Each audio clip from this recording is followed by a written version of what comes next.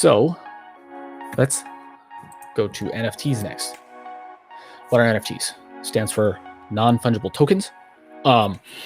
These are things like digital assets, pictures. I think some are like musics, videos, but there's only a limited amount of them out there available. Let's say 1 to 500,000. Depends on what the person putting the NFT out wants to do. To me, the easiest way for me to think about these is when I was a kid, me and my brother and our friends would buy and sell and trade sports cards, baseball cards, football cards, all that stuff. To me, this is like a digital version of a trading card. And on some of those trading cards, there were limited numbers, like say 1,000 if it had a signature on it or a piece of football or something in it. There would be only 1,000 made. To me, NFTs are similar to that.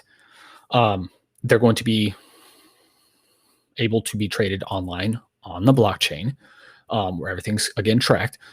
And there will be limited numbers of these. I just saw Coke put out their first NFTs. I think it was last week or the week before. And these, I think they had different versions, but there was a digital picture of a updated version of their, I think it was 1950s or 1960s vending machines. They had sold that as NFT, and the proceeds went to auction, or the proceeds of the auction went to the Special Olympics, I think is what it was. So companies are using these for marketing purposes, of course, and to get their name and publicity out there, and also to raise money for causes and make money. You're going to see this more, frankly, because everything we're doing now, for the most part, is digital.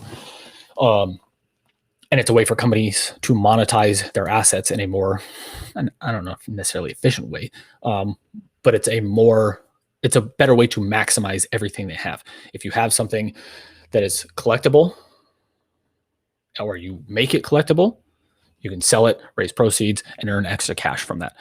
That's the way I see NFTs. That's also why I don't invest in them at this point either, because frankly, they don't produce cash flow either. This goes back to the Bitcoin stuff. They don't produce cash flow.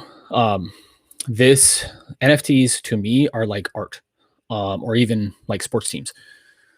And it goes back to what's called the greater fool theory. That's not a made up thing. That's not a condescending thing. That's actually what the theory is called. The greater fool theory is essentially you buy something for one price and you hope it goes up in price so you can sell it at another price. Again, NFTs, trading cards, sports teams, kind of to art, kind of falls into this for me, this kind of category for me, because again, they don't produce cash flows. Now, does that make them bad investments? Not necessarily. If you enjoy the art, the NFT, the sports team, especially for art and NFTs and sports teams, if they are good, high quality stuff, there's truly a limited supply of it, they'll probably go up in value in time. I don't invest in them because I don't know enough about them. And for sports teams, even though I'd love to invest in, say, the Jacksonville Jaguars, which is my team. Yeah, I know, boo. They got Trevor Lawrence now, though. So hopefully they're all right in the coming years. I don't have billions of dollars to buy a sports team, or I would. Yet. That's the plan. Yet. That's one of my plans. We'll get into that maybe in another video. But that's why you need to be careful right now as well with NFTs, because again, are they truly collectible? Is the asset something you want to buy? Is that something you want to have ownership of? Think of this again like art. Do you want to have that piece of art, or do you just want it because it's expensive and you expect it to go up in price? Do you want it for both? That's only a question only you can answer, frankly. But for those reasons, I also don't invest in NFTs at this time, although this probably is the closest thing that I would buy out of cryptos, out of small blockchain stocks. This is probably the closest thing I would buy, but frankly, I can't even think of something I would buy that would be an NFT, because then again, I would have to trade it, I have to sell it, I have to do something with it, display it somewhere. I don't even know. So haven't gone down that thought process yet. But for that reason, you need to be careful investing in NFTs.